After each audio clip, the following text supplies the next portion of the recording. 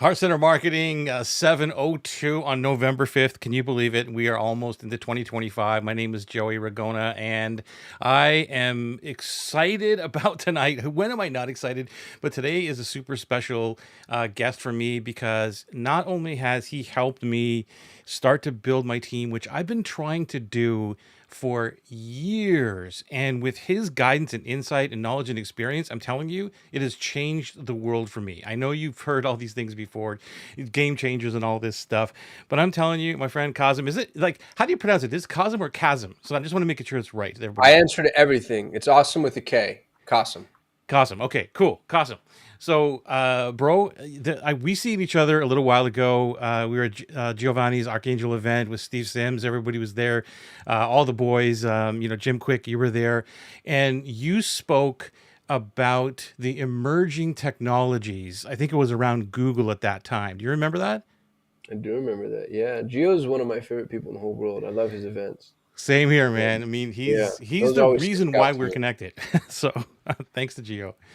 But tonight we're going to talk a little bit about, or a lot about, the building the teams with offshore talent and your Pareto talent. There was a Google Doc that I looked at, and there was also something on YouTube, which maybe we'll just give a link to that as well. That you did this epic breakdown of how you do things and how to bring in the best talent ever. And I'm telling you, it works. I followed that to a T, and lo and behold, I've got an amazing, two people that are working for me now, and it took me forever to try to get these people. So I really want to publicly thank you for this because it's just amazing. Yeah, Um, I appreciate that, man. I'm glad it worked for you. yeah, let's get into it. Like, where do you want to start? Anything on the top of your mind that you want to just dig into, or do you want to just? Well, I think you've set the stage really well. I have a soapbox. Um, I think that the way that we're taught to treat, attract, hire, manage people is beyond flawed, and it's every business book you've ever read. They all make the same mistake. We're taught that people are commodities, and we're taught to treat people like commodities.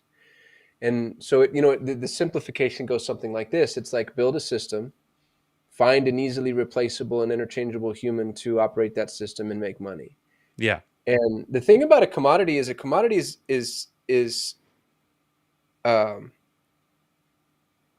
it's pari passu. It's easily exchanged. So if I have a corn on the cob and you take my corn on the cob and you give me another corn on the cob, I'm no better or worse than when you found me originally, right? Like a corn on a cob is a corn on a cob is a corn on a cob.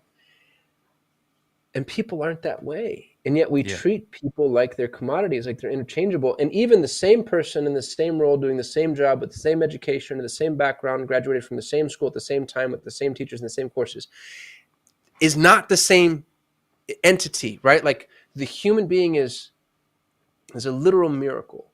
And I'm using the word literal here, not like a millennial. I mean it literally. Like the likelihood of the human condition is we're just these ultra smart, self-propagating apes running around solving problems and building shit. It's amazing. yeah, It's amazing. And people are amazing and people are so capable. And when we treat them like commodities, we lose everything miraculous about the person. And we become an assembly line. We're Quicken Loans or a call center. And so I've built, to be arrogant for a moment, I've built 5, 7, and 8 figure businesses. I've had 2 exits. I'm a decamillionaire. And the only thing that I've done better than everybody else is I've found really, really amazing people. And that really is it. I built the number 1 ranked Google Ads agency in the world. I've never run a Google Ads campaign myself end to end, wow, ever. I don't know how to. I built the highest performing real estate investment campaign on the planet before I knew how to invest in real estate.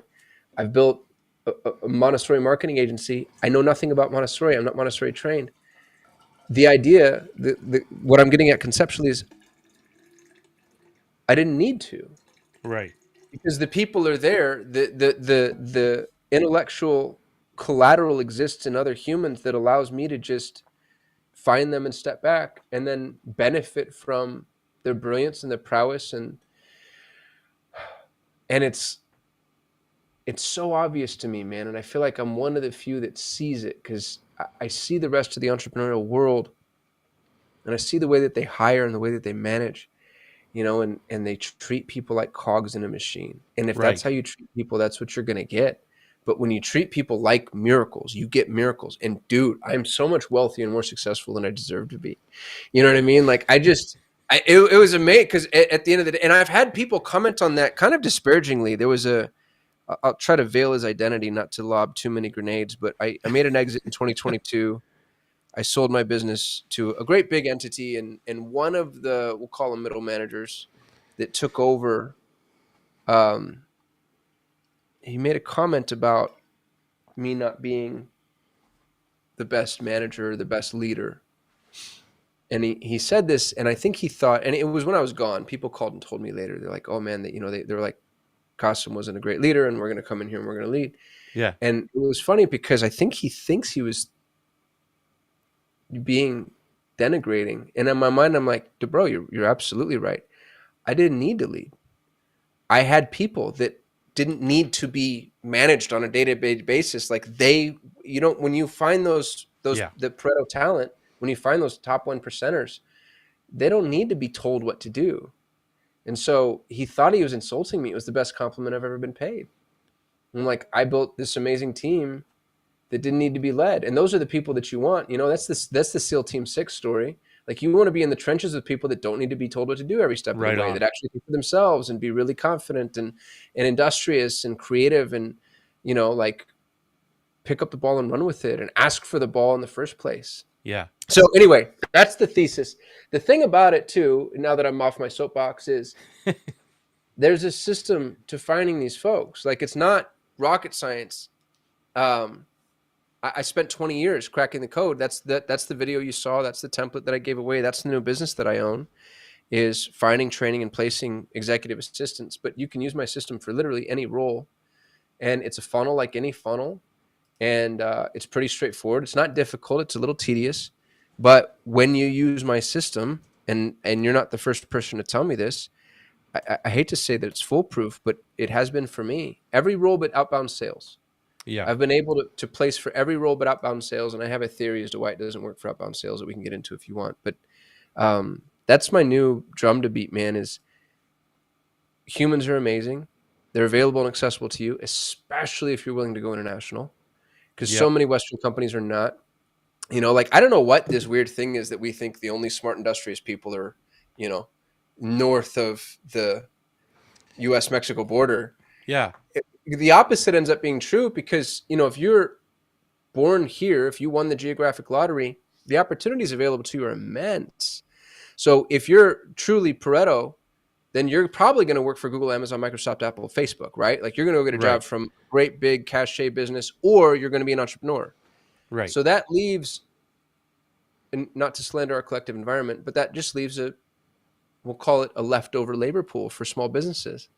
So you're either a way station for somebody, or, you're just not the belle of the ball. But when you go internationally to work for a U.S. company and get paid in the U.S. dollar, in most countries it's aspirational. Yeah. You It's huge. become the Google, Amazon, Facebook, Apple, Microsoft equivalent. An employee here looking at those companies is like an employee in an emerging nation looking at you. And you get to change lives, like to pay somebody multiples what they'd get paid domestically, allow them to work from home on a flexible schedule doing meaningful work. The rest of the world doesn't necessarily have that luxury. So when you provide it to them, you see levels of commitment and gratitude that I'm still overwhelmed by on a regular basis. It's amazing. And not to get too preachy, but I feel like it has anthropological significance. Like, imagine going into some of these emerging nations and giving people the opportunity, especially parents. Think about Yeah. giving a parent the opportunity to work from home. Yeah. Like, kids for the first time ever have mom and dad, instead of out grinding 80 hours a week, mom and dad are there in their home, and they're available and accessible, and they're still working and they're earning. And it's not that we're Robin Hood, because the flip side of that coin, when you hire Pareto talent, that's the thing that's really interesting about it, is the teeter-totter is so massively in your favor. When you hire, the Pareto distribution is the most important mathematical principle in life, definitely in economics, but probably in life. The Pareto distribution says that 20% of the input is responsible for 80% of the output. And it's true in every organic ecosystem. So like in weird ways, 20% of the cows give 80% of the milk, and 20% of the criminals commit 80% of the crimes. 20% of the employees do 80% of the work. And that's fractal, which starts to get overwhelming when you think about it. So if you have 1,000 employees, let's say, think of 1,000 employee organization and how much production comes from an organization with 1,000 employees. That's a big shop. Right. Right. 1,000 employees. The Pareto distribution says, and this is true, again, in every organic ecosystem, 200 of those employees are doing 80% of the work. Right. So you think like, okay, that's outweighted and I buy it. But zoom in on those 200. So of those 200, 20% of those are doing 80% of the work. Right? Yep. So like now suddenly you start to go, well, wait a minute. You want to tell me that 40 people are doing 80% of 80%? And of those 40, 8 are doing 80% of that. Yeah. So 8 people are doing what amounts to about 50% of the work, and 1.6 people is doing 40 some odd percent of the work. And what's crazy is that's been true in every entrepreneurial I've ever had. When I sold my business, Solutions 8, in October 2022, I had 100 employees, 200 clients, and $100 million in ad spend under management. One guy was managing 40% of my revenue. John Moran, the best Google Ads agent, best Google Ads manager in the world. John was managing 40% of our revenue. It's a Pareto distribution. And most people look at that and say, oh, Keyman Insurance, we can't have that, distribute the risk. And I'm like, well, that's the spreadsheet data cruncher bean counter response, because if you spread the risk, that means that you take things away from John and you lose those clients. So most businesses, the Pareto distribution is a hierarchical structure where the hierarchy narrows, it tapers as you get to the top, but the output amplifies massively. Right. As you move up the hierarchy. And what they try to do is they just look at the hierarchy and say, oh, this is untenable. And they try to flatten the hierarchy, which is insane. Yeah. And then you get back to Quicken Loans. You get back to every employee looks the same, performs the same. We want all employees to be average. We want to average the distribution, which means you're begging for mediocrity. And average, by the way, isn't averaged from the top. You have to get the average, you cut them out, right? You grade on the curve, you average from the bottom. So most businesses, and dude, when I say most, I mean 98% of businesses do not allow themselves to benefit from the most important economic principle in existence. And it all stems from the miracle that is humanity and their inability to see it. So when a business opens themselves up to profiting from that, like, holy shit. You know, not only do we get to help a bunch of people, you get to make a lot of money. And there's nothing wrong with that either, you know? No, not at all. Yeah. So, you know, dude, I just love your thinking. And there's so many areas I want to go down. We were talking about this. The first one that I want to bring up is this, and they're probably out of order, but you talked about, treating humans, treating them like superhumans, not superhumans, but they're amazing human beings, which they are. And one of the things that you stood out in I think it was the Google Doc, or even went on the video, was that you said, oh, pay them more than they're used to being paid. Like, and can you talk a little bit about that? Because that one thing was a breakthrough thing for me, and it was just a simple act of just treating humans better than anybody else. It's funny because, again, going back to, we're taught to treat people like commodities. So we're taught, and when you're buying commodities, the point of a commodity traders is to get the most for less. Yeah. So, commodities, what? Like crude oil, corn, apples, orange juice, if you're watching the Eddie Murphy movie, right? Like a commodity, it just is what it is. And so you want the most corn for the least amount of money. I don't know why corn is my go-to analogy today. Isn't that funny? Let's go with it. People aren't that way, and yet we still treat them that way. You try to get the most out of people and pay them the least. The thing about true Pareto talent, they're winners. Right. Winners want to win.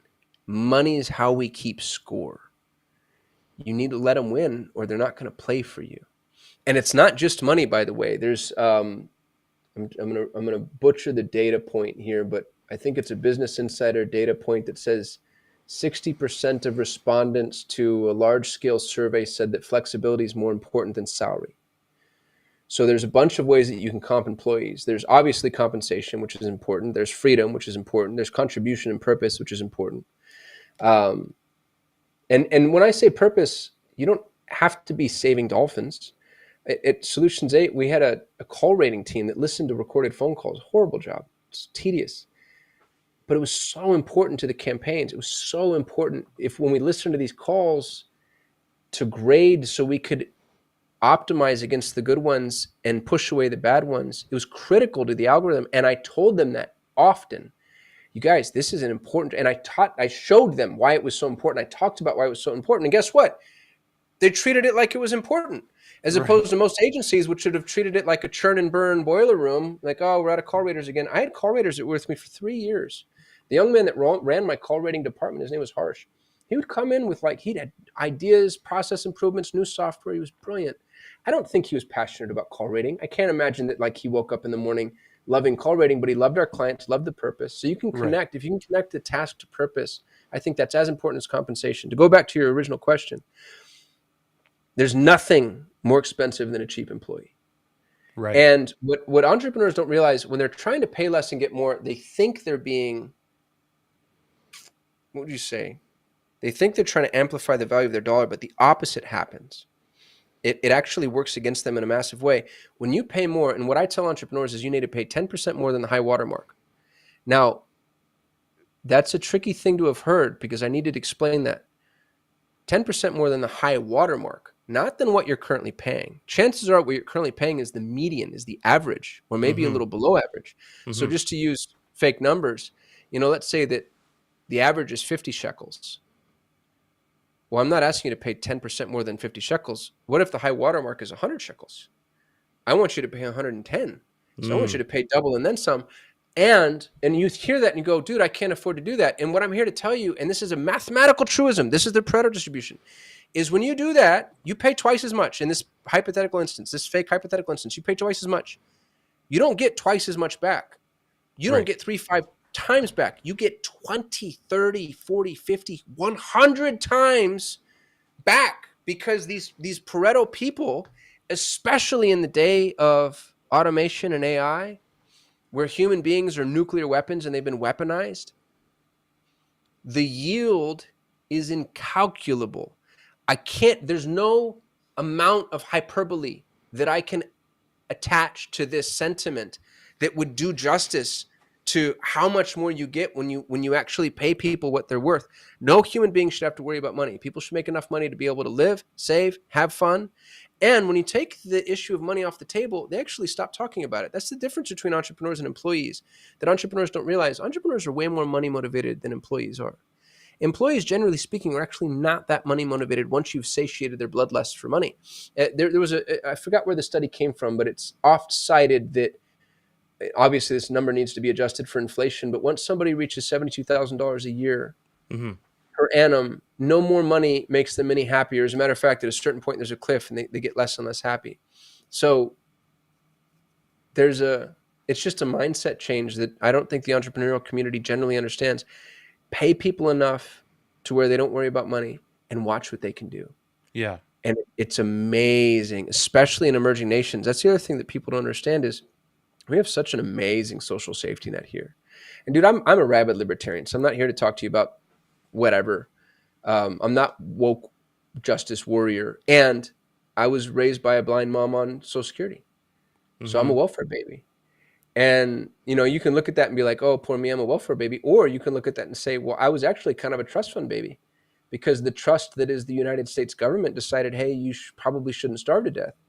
And most countries don't have that. So when you pay people an amount of money that allows them to no longer fear for their lives, which is what happens when you're in economic insecurity, which is Yep. most of the world, you equip and enable them to do things like be thoughtful, be creative, have foresight, do things that very often when people hire folks in international communities, I hear them like, oh yeah, I tried hiring in India and it didn't go well. But then dig into those stories. Because Yeah. first of all, you're probably paying like shit. Second Yeah. of all, what job were they doing? It's like, well, they're making 500 cold calls a day. And I was screenshotting their desktop, checking their keystrokes, and they had to ask me to go pee. I'm like, in what world would you as a person be able to function in that environment for longer than 48 hours? Like, who are you possibly kidding? So Exactly.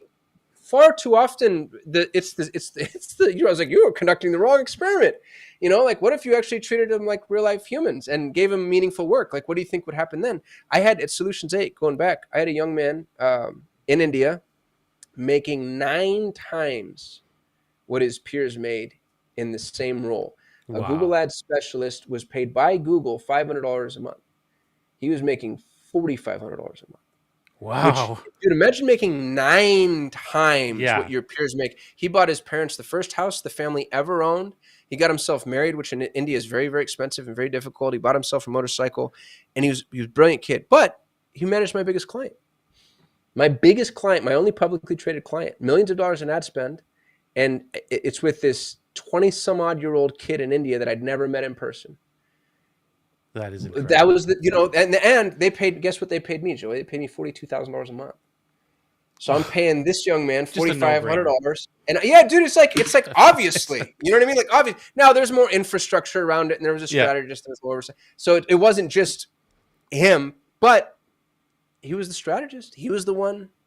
Um, that's what you get with Pareto talent. So you can go to India and you can be like, oh, I've tried working with the Indians. They're no good. I paid these guys $500 a month and they phoned it in on my campaigns. Okay, maybe. It's pretty arrogant to think that the U.S. is the only country that produces super smart people. Yeah. As a matter of I fact, if you look at on a per capita basis, I'd say the Indians probably they got quite a few more folks than we do. And assuming that there's just as many outstanding, brilliant humans as they're here. Like they're 4 times the size of our population, and they don't have anywhere near the amount of opportunity available and accessible. There are right. way more brilliant, motivated Indians than there are Americans. And I don't 100%. mean that to slander America. I mean statistically, right? Like that would have to be true because there's 1.4 billion of them or whatever. Same is true with Eastern Europe, North Africa, Latin America. Spin the globe, choose your country. I love it here, dude. We're so blessed. I'm so red, white, and blue. I'm related to Thomas Jefferson. I'm obsessed with this country. I'm so grateful for its opportunities. And the labor market benefits from those opportunities in a way that makes it difficult for employers. It's just what Yeah. it is. So you can Yeah. scream at me like, oh, you're still in American jobs. Am I? Do any Americans want these jobs? Does an American want to sit and listen to my phone calls for 8 hours a day and be a call rater? Because Harsh does.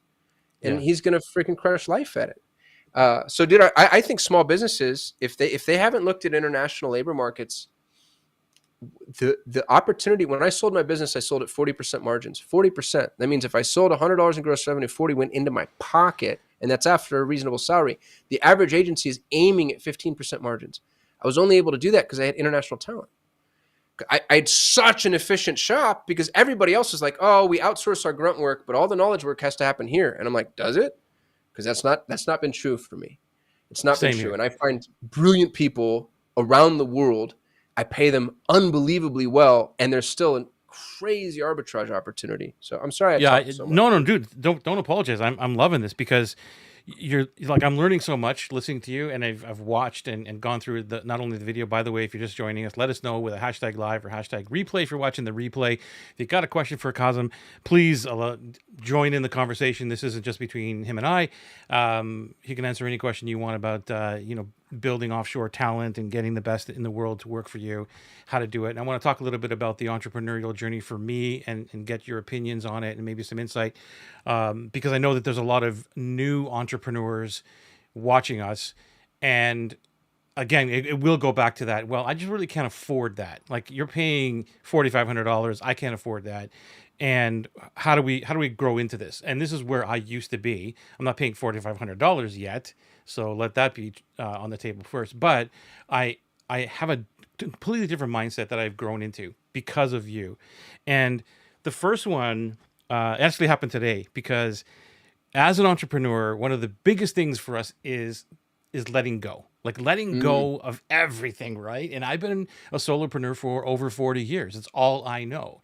And I have ADD, and I'm going to fix things like right away, all these kind of things, and jumping in when they should be taking care of the things. And got to give Dan Martell some props there too. And I'm like, okay, sure. this is not something that I should be destroying the team by me jumping in and trying to fix things all by myself. Anyway, let me give you an example of this. It's been humbling because I've never apologized so much for being an asshole, right? You know what I mean? And Yeah. I'm like, okay, dude, like, so today was one of the example. And Kath, if you're watching this, you know, it was all, so I just went on and like, okay, this has to stop. We've got an SOP for this. We've got this. And she is like you said, she's a brilliant personal assistant, knows her stuff, doesn't need to be walked through it again, doesn't need to be talked down to or anything, all that stuff. And I felt like a jerk because I'm like, did you not watch the SOP? And so we went through it and I fixed the problem, which was my problem, it was my fault. Yeah. And normally I would not have done, I would have not respected the person enough to say, hey, listen, this is all on me, right? I would have found some excuse to walk away from it. And because of the situation and everything that I've learned from you is, no, this is a human being. First of all, don't treat human beings like crap. Secondly, they're not robots. Like, they're not going to replace you Mm, 100%. You know, and I don't know who it was that said it first, was like their 80% is just as good as our 100%. You got to be okay with that. And then they're going to also take the ball, like you said, and run with it and do other things that you would have never thought of. So I want to get your input on that. What do you think about that? Or give me some insight, or tell me where I'm wrong on this one, if I I am. don't think, no, I don't think you're wrong at all. I think that um, I'm trying to remember the theory. I have it in one of my keynotes. I can probably pull up my slides. I'm going to call it the theory of intervention. Employers have this feeling that the work product is better when they intervene. And there was a study on it. And I just did a talk on this. I can find it if you want me to. It's up to you, bro. Where, yeah, if you don't mind taking 10 seconds, because I really like, Yeah, do it. Let's do it. I like that there's science backing up what it is that I'm about to say. Here we go. Well, while he's looking for that, I just want to remind you, if you're here live, hashtag live. If you're here watching us live, let us know if you have a question, any input you want. We're here to help you. Or hashtag replay if you're watching the replay. And we're going to go back to Kasim, and he's going to show us the backed up science behind this. So I just started sharing my Okay, so let slide. And you me. notice Hang these on a are minute. like real names, right? Like Robert Cialdini's here. Wait a second. Um, I got to put you in. I got to get the screen. There we go. yep. Got it. There's two: faith and supervision and the self-enhancement bias. Faith and supervision and the self-enhancement bias. Oops, didn't mean to do that. I wanted to go to the self-enhancement bias is our tendency to evaluate work product more highly when we're involved in its production. And the faith and supervision is exactly what it sounds like, is our tendency to think that work performed under supervision is better. Wow, Uh, that is like so true, bro. those two things are pervasive in all, and not just entrepreneurial, but management cultures. And both are wrong. Yeah. So my feeling, my theory on delegation, I call it the black box of delegation. And the black box of delegation says, for a moment, let's say I'm delegating to you. I'd say, Joey, here's everything you have available to you, all the resources. Here are the people that you can use, the amount of money I'm willing to spend, some of the software applications I may have. Here's everything you have. Here's the end result. What happens in between this point and this point is none of my business. I love that. And if I ever find myself inside the black box, I know I've failed. And what happened is, I actually had this experience very recently. I had a young man. I'm launching this newsletter. You should listen to Perry Belcher talk about newsletters. It's brilliant Very ascension cool. model.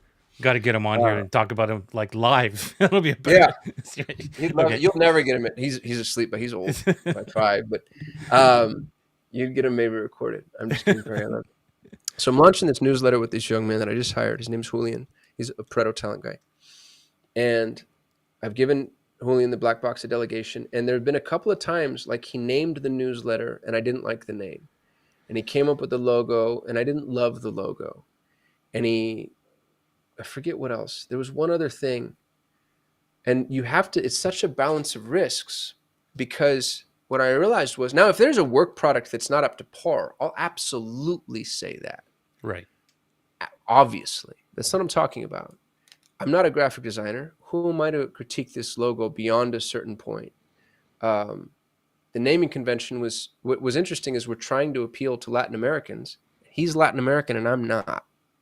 So the thing that would have happened if I jumped on his back and said, "Hey, buddy, let's tweak the name, let's tweak the logo." What you'll see happen with employees, and this is exactly what would happen with you and I, is they take their hand off the wheel, subconsciously, if not consciously, and they're like, "All right, I guess you're driving, Got it. and now this is yours." But now every decision A needs to be made by you, and they get to abdicate all responsibility, again, consciously or subconsciously. Instead, we went with his logo, we went with his name, and the amount of ownership he's taken over this project is insane. It's insane. So me, what would you say? Protecting him from me on those two, what I would consider to be minor points, puts me in a position to have this person. Actually, I just learned this phrase. I was on a podcast this morning with Rafael Cortez, smart guy, really liked him. He said, authorship creates ownership. And I Oh, loved that yeah. because that's the point of delegation. If you delegate and then monitor and supervise, you haven't really delegated. Now Right. you're just a puppeteer and you only have two hands to puppeteer with. Delegation means do this. I have a really good real world example.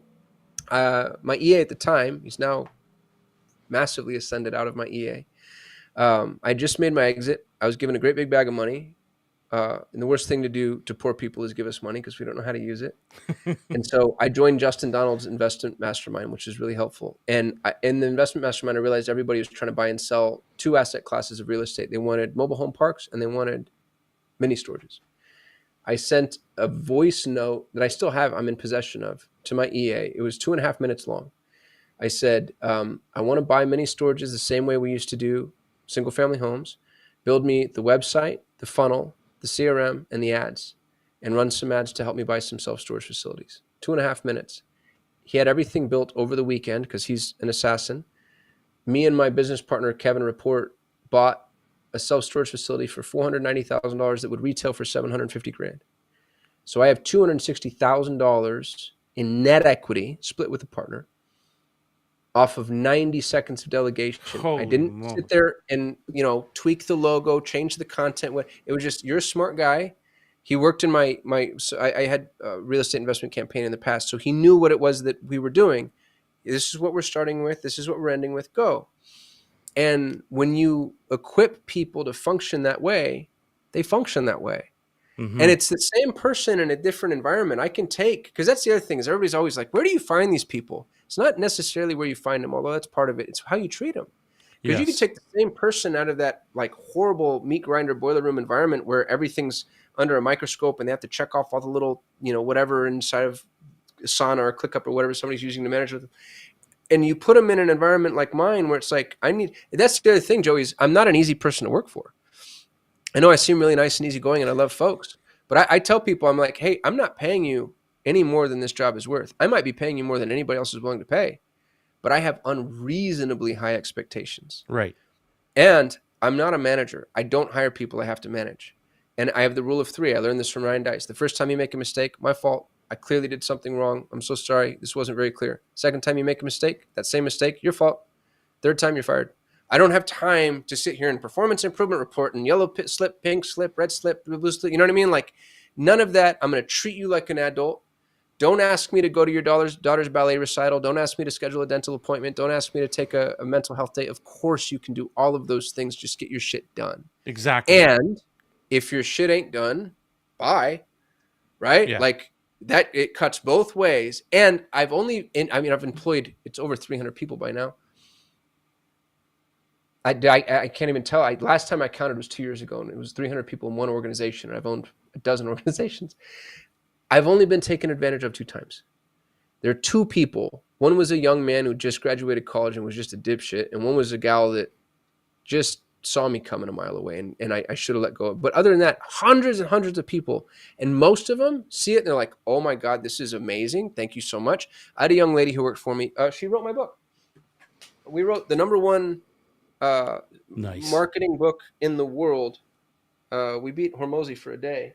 And the girl who actually authored it, Patience Hurlbert Lawton, She got poached by another agency. Uh, she it was so cool to watch her, dude. She was a full-time employee of mine, and her husband had this like retrofitted van that they turned into basically like a camper, and they would just roam the country. That's sick. Yeah, they had they had these dogs and this most amazing lifestyle, and they were super active, and they'd love to hike. And like I used to watch her Facebook, and in my mind, I'm like, when do you work? Because she was all over the place all the time, hiking, camping, just out. But the email would land, and whatever it was she was supposed to get done, the blog was written, the book was written. Like she was Wow. unbelievably efficient with her own time. What a win-win that was. But and I had the most amazing human in the world. She's the best writer I've ever encountered in my life.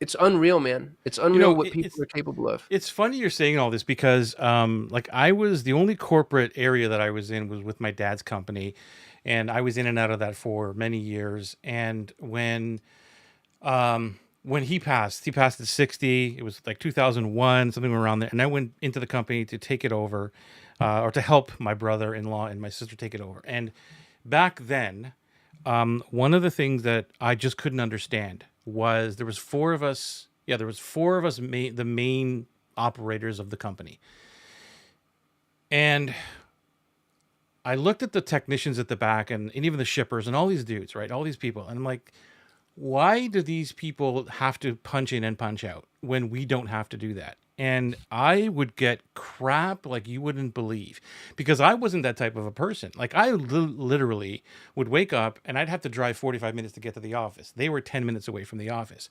So I'm that type of person that when I roll out and I just get into it, I'm zoned in. And Mm. now it's like it's 11:30, whatever it was. I'm like, shit, I got to get to work or I'm going to get in trouble. But I'm already zoned in. I'm already done half of the day's work Yeah. within the couple of hours I've been up.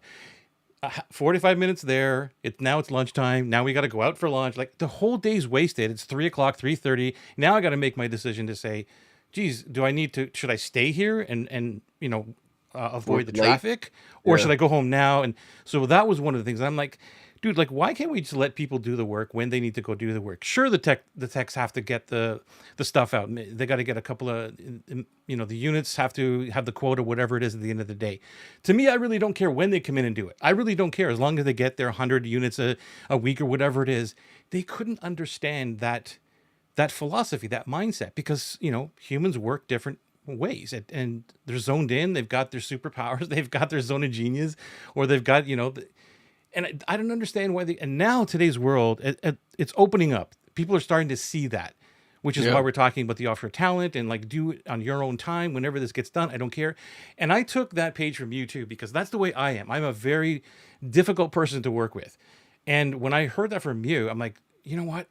I'm going to, and I want you to speak about this too for anybody listening, because I made it a point to make it very clear about all of my pros and cons, my ADD, how I operate, when I become an asshole, all those kind of things, and how, if you can handle all this, and because I need someone to understand the way that I operate.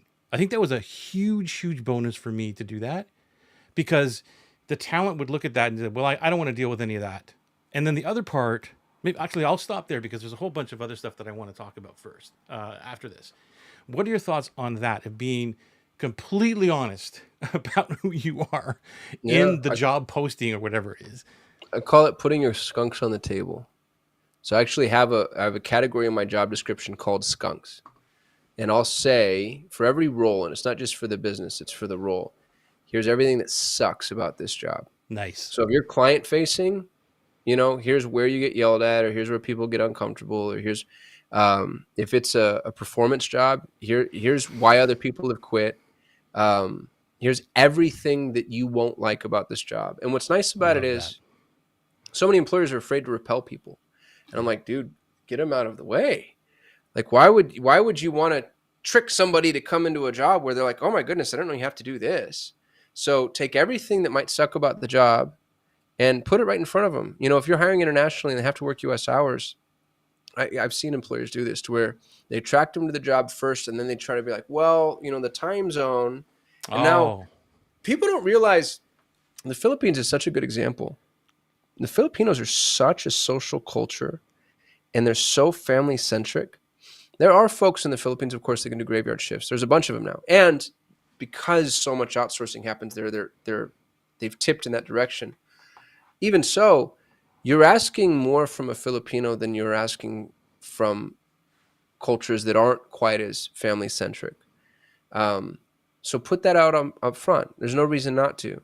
Put all Right. your skunks on the table, and then the people that come in are the right people. Like, that's exactly the right way to do it. I agree with you entirely. Yeah, I'm glad you said that because that was one of the big things, and I wrote. It took me a long time to write this document. Like I had a like the job posting that you suggested. I modeled the one that you gave in the Google Doc, and then I actually had another. I think it was at least 5 pages, if not more, of basically who we are, like who Yeah. Joey is, how we operate, all these things, all my ADD, and it's all this stuff, right? And so now I even gave that piece, the what I believe, how I work, and my idiosyncrasies and all those things, gave it to Kath and said, "Can you please update this SOP on how it is to actually work with me?" Because she knows way You better than know, I do yeah. now, which is so amazing to see that feedback coming back. And it's only going to help me further to attract more talent that can deal with the person that I am. But I want to go back to the black box thing because that, when I heard that, I'm like, man, that is freaking brilliant. And there's a question that I has been burning on my brain to ask you about that. This is it. When it comes to, I'll give you a real world example. All right. So let's say that I'm hiring a video editor. I use Descript. Okay. I know how to edit enough. Hmm. Now, when you said, look, I don't care how you do it, because I basically want, look, I want you to take the podcast we got and I want, 30 clips in YouTube, like the outcome. However, if the person leaves or whatever, so what is your thoughts about me saying, look, I need a person who understands Descript or Adobe Photoshop or Premiere, and then leave it alone? Like how you do it, I don't really give a shit. But Yeah. because I Well, want that data inside so that I could use it later on or somebody else can come in and take it over. it's a question of, I hate to use this word. I hate this word. You ready, Joey? I'm ready. My, my least favorite word in the world. It's a question of scale. Mm-hmm. First of all, the whole entrepreneurial obsession with scale. That doesn't scale. We don't do it. Scale's stupid. Scale means efficiency. Efficiency means commoditization. Commoditization means very low margins. Scale to focus on scale means to focus on what can't make you money. Right. Scale makes you no money. To make money, go do the things that don't scale. So that said, the theory of scale in broader terms repels me. But within your organization, and the example you gave is a great one, if we're brand new to video editing and you just started producing content and we need to cut up clips, that's where, and this is why I like EAs, because they're industrious and they're smart. And they're going to figure things out that I haven't figured out. That's where it's black box. I'm like, hey, I need you to just, this one long form piece of content, go make it into 30 short form pieces of content. Here's the output that I want to see. Don't care how you do it. Go. Mm-hmm. And there's a really fun example of, here's another thing that I'm going to go Google. There's a visualization of the manufacturing process. Let's see if I can find it. Here it is. I love, love, love, love, love, love, love, love, love this image. Can I share my screen again? Yeah, let's do it. All right. I think I still If have you you're on the other. listening, I'll do my best to describe this to you. So Let me bring, there we go. Got it. this is a guy, Henrik Nieberg. I'm sure I'm saying his name wrong. And he explains the minimal viable product. And so on the top row, if you're making a car, iteration 1 would be 1 wheel, iteration 2 would be 2 wheels of the chassis, iteration 3 would be 2 wheels of the frame, and then iteration 4 is a car. And you'll notice that at each iteration, the client's unhappy with everything but the last one. Because as you're building the car, it's still non-functional. Right. So then the row beneath that, he starts with a skateboard, and then a scooter, and then a bike, and then a motorcycle, and then a car. And in each instance, it's like, I'm not building the end result. I'm building something that will accomplish the goal in order to determine what else needs to be done to accomplish that goal. And people are they understand what is being executed. So if you and I, to go back to that example, if we were new to the video editing world, I would start with my first iteration, which is a black box. I don't care, because that's the endeavor that we're embarking upon, is just how do I take a lot of or long form content and turn it into short form content. Iteration 2 is no longer how do I take long form content and turn it into short form content. Iteration 2 is now how do I do this at scale? But now that's still a potential black box question. I don't need to know how to do it. I need you to know how to do it. And keep in mind, please, Mr. and Mrs. EA, that I'm going to hire other people to do this. We want to do it efficiently. We want to be able to track how they're doing it. We want the output to be visible. If they get fired or quit or leave, we want to be able to be in control of it, et cetera, et cetera. So that becomes another black box. And then once they figured it out, now it's like, well, now I need you to document the standard operating procedure. And Right. once that's done, now I need you to train these other people. I built all my agencies that way. We built the bridge as we crossed it the first time. And the first bridge was built with bubble gum and duct tape and straw and sticks and garbage. And then once we knew how to get from point A to point B, the person who built the bridge went back and made it stronger, and then was responsible for teaching other people to cross the bridge. But it was the first person who defined the model, documented the model. What entrepreneurs do wrong is they tell people how to do the job before they've even done the job.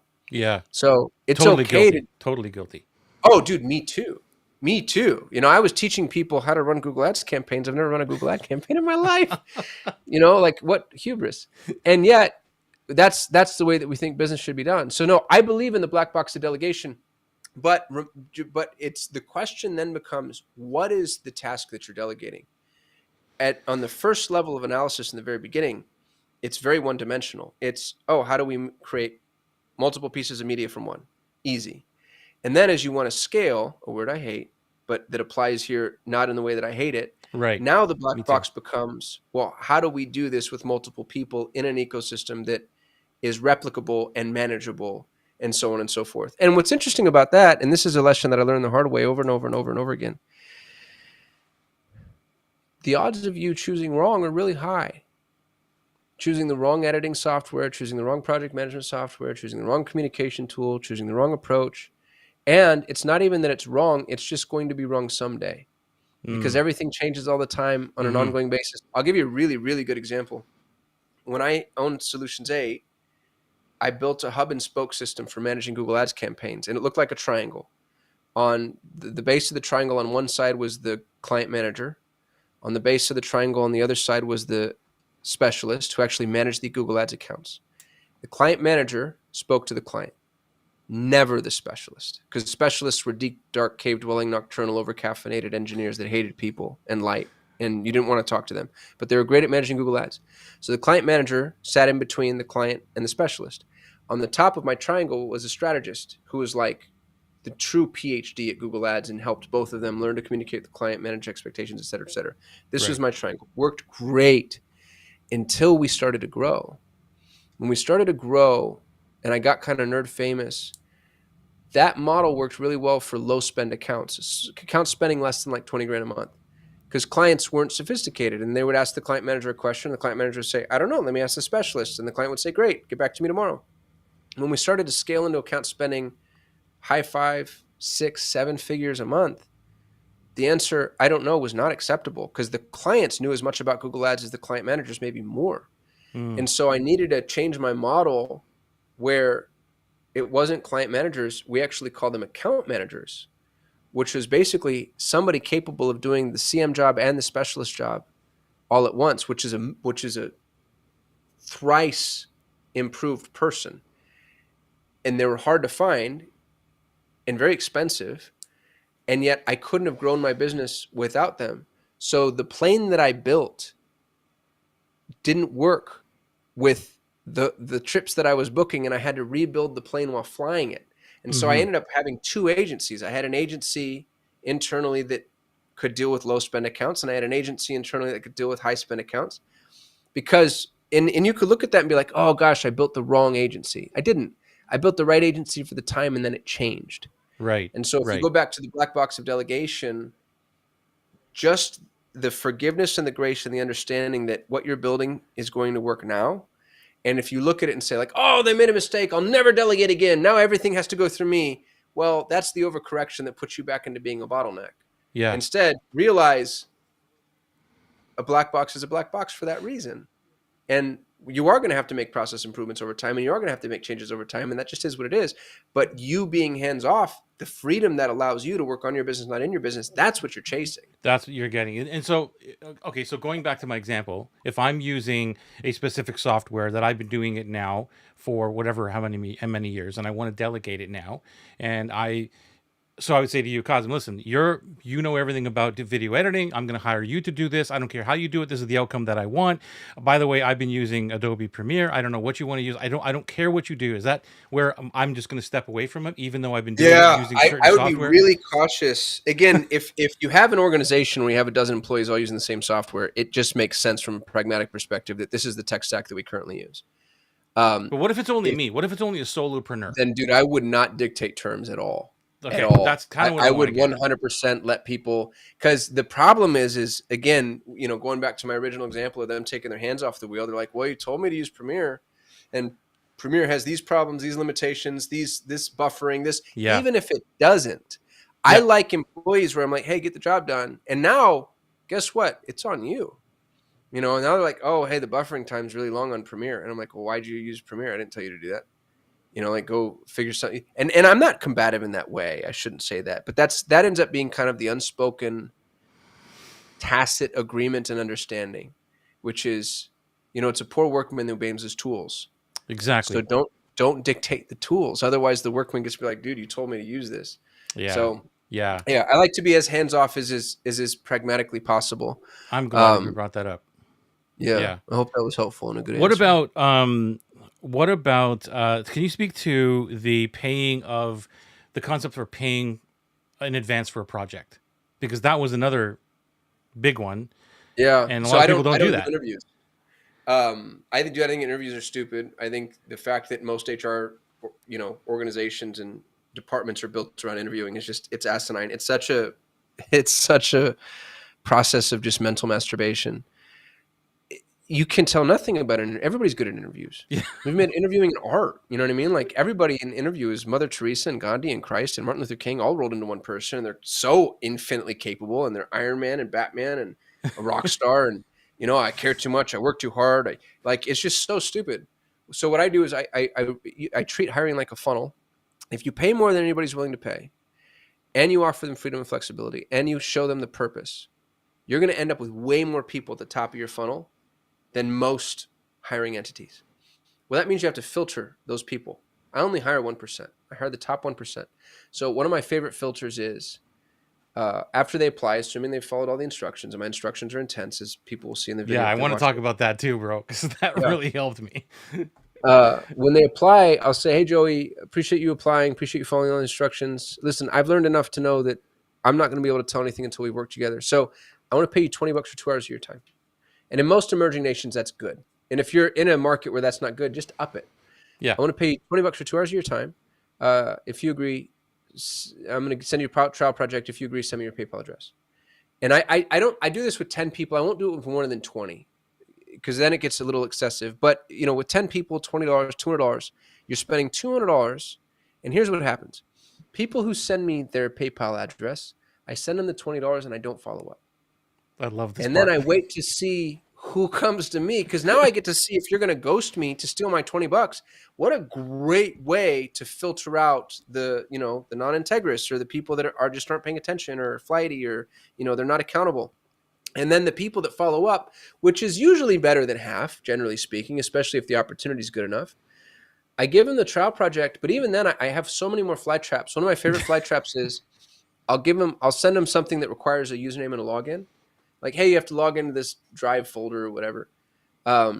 Here's the project. This is the scope of work. When do you think you'll be done by? I never tell them when it should be done. Right. I ask so that they can manage expectations, analyze the workload. I want to know that they can have those conversations. So if I give it to you on Monday and you say Friday, great. Friday sounds great. Doesn't matter what day. You can tell me 2 years from now. I'd be like, great. Here are the assets. You have to log into this folder. I send them a username and a password. I give them the wrong password. And then I I wait love to it. see how long, because if you told me Friday and Thursday night, you're like, the password isn't working. The password isn't working. I'm like, I know who you are, and I'm not Yeah. going to employ you. So there's just a lot of little fly traps like that, man. I'll do things depending on the role. I like building fly traps that depend on the role. So like for customer service, I did this thing where if you're in a customer service or client manager, you're going to be front facing my clients in any way. I say, hey, schedule time with me. And this is usually after the trial project. Schedule time with me, but you pick the booking, you pick the video conferencing software. Oh wow. Um, And I just want to know that they can make a decision. I don't care if it's Google Meets or Zooms or Microsoft Teams. Like, I do not care, because some people will freeze and be like, well, what do I use? And if I can't get you over that hump, I don't want to work with you, especially in remote work, because I need you to just make a decision and go with it, Yeah. especially if you're dealing with my customers, because that will frustrate the daylights out of a customer, is Yeah. somebody who can't make those little teeny tiny micro decisions that don't have anything to do with the business, but have to do with the process of engaging with humans. Yeah. So you choose the video conferencing tool, and explain to me how to use it as though I'm somebody whose technical acumen you're unsure of. Now, I didn't say explain it to me like I'm a toddler, because I don't want you to insult my customers. Explain it to me like you're not sure. And now it's like, how diplomatic can this person be? What does the explanation look like? And I'll do something else that has really yielded results. And the first time I did it on an accident. Somebody booked time with me, and they did the trial project. They did a good job. And at the last minute, I don't remember what happened, dude. Emergency, another call ran over, whatever. I messaged them and I was like, hey, can't make it, please reschedule. And they went off on me. I got Wow. an email back being like, this is so disrespectful. I can't believe it. And I'm like, whoa, my clients are going to cancel on you probably 30% of the time. And if this ruffles your feathers, so I will cancel meetings 2 minutes after the meeting started, and then say, sorry, something came up. And then I wait to see who follows up, because why would I want you to be my account manager if when somebody ghosts you, you don't even follow up with? If you can't follow up with me for the job, you're sure as hell not going to follow up with my clients. Right on. So think about what the job is, think about the skunks, and then try to inject those skunks into the interview process in an organic way that lets you see how people respond. By the time I actually get to the interview, because of all of the instructions, the trial project, all these little fly traps, everybody I interview is a rock star. They're amazing. They're a bloodthirsty killer just waiting for me to unleash them on problems. And it's not uncommon for me to hire multiple people. I might be hiring one person for a role, and I'll be like, you know what? We're hiring all three of them because we're going fast enough to support that. And dude, it's been amazing. It's been, It's and true. Like, obviously so, right? Like, that's how you'd find those people, is you put them through those tests. yeah, all those hoops, and like they were jumping through hoops, Kath, and I got another one, Jazz. And it's amazing how many people did not follow through on the instructions. First of all, I love the Blows my instructions, mind. like Yeah. burying the thing and start off your conversation with this phrase or whatever it is, and then the ghosting part of it. When I read that or watched it wherever I saw you do it, I was like, that is freaking brilliant. So I love the ghosting, because that got quite a few people out of my funnel, out of the system. Yep. Like they were, well, I was waiting for you to follow up with me. In my conversation, wasn't it that I'm looking for a forward thinker? I'm looking for people to take the cognitive load off of me, that I'm going Yep. to drop the ball many, many times, and that's your job to follow up on stuff.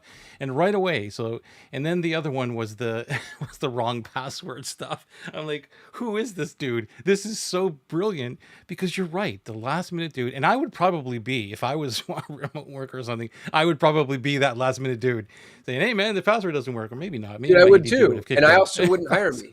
Yeah, I wouldn't You know hire what I mean? you. Like, I'm also not who I want to work for me. Yeah, Uh, yeah. You I know want what's the really opposite.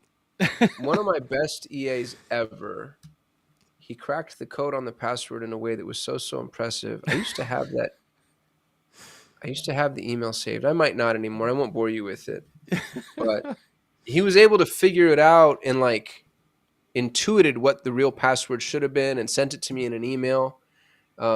He was an amazing kid. He actually, it's funny. He outgrew me, quit, it left on great terms, and started his own recruiting agency. He's now my direct competitor, and I just refer him work. Like, I'm like, dude, I love you, and I hope you're very successful, and best of luck to you.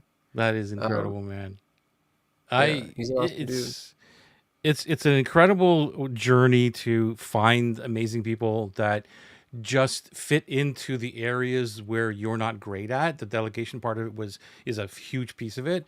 And yeah, dude, I just want to thank you for everything that you have shared and you've like on the YouTube. So by the way, I'm just going to put this in here again. If you're just watching, just joining us, give me a second to get this episode back. For Kasim's, where is it? Link to the original. This here is the YouTube video. What is it? It's like 15 minutes. Oh, it's longer than that, isn't it? 20? Oh, Video that I've ever. Yeah, 50 minutes. 50 minutes. There we go.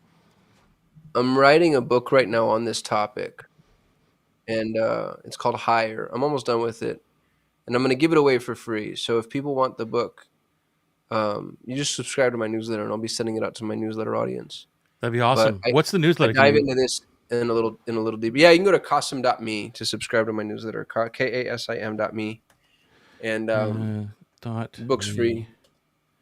Dude, I hope that I help more people employ people in emerging nations. You know, like what a fun legacy that would be. Yeah, it is. It is a great feeling. I'll tell you that I can help someone, give them, pay them very well. My VA actually just went to Japan. She went away for just this week. She just came back, took her daughter out there, all kinds of pictures of Disneyland. Dude, my heart was singing. It wasn't because of Love me, that. but it was just like, holy crap, I'm helping in a little bit of a way, you know, and I just can't wait to have more of people like that where I could just help them enjoy their life with their family, because it's just incredible to be a little piece of that. So I want to thank you because you're impacting through me, and I know you're a huge person that wants to impact the world, and a lot of times we don't get to see the impact that we create as entrepreneurs. So I wanted to showcase you here and now and show the world that you have impacted other people that you may not know. And so I want to thank you for that, bro. I really appreciate that, man. That means a lot. Yeah. I'll let you go. I know that you've been on the podcast tour all day long and probably want to get something to eat and some sleep. I really highly appreciate you. I know that everybody watching appreciates you. Who knows? I might get you back here for the whole scale conversation, because that's another one that is like Shoot me in the face. God, it doesn't scale. We need to scale. Do it scales. Okay, you do that. You tell me how it works out for you. I'll be over here making money. Anything that I didn't ask you, I should have asked you? I love that. I used to ask that question all the time. No, man, we did great. I appreciate how casual everything was. All good, bro. Thank you. Thank you for being here, Kasim. Thank you for watching us every Tuesday night here. We've been here for, I don't know, since 2018. Keep coming back. We've got the best conversations in heart-centered marketing. We will see you again next Tuesday. I don't know what that's going to be, November 12th, for another Heart-Centered Marketing show. We'll see you soon. Take care.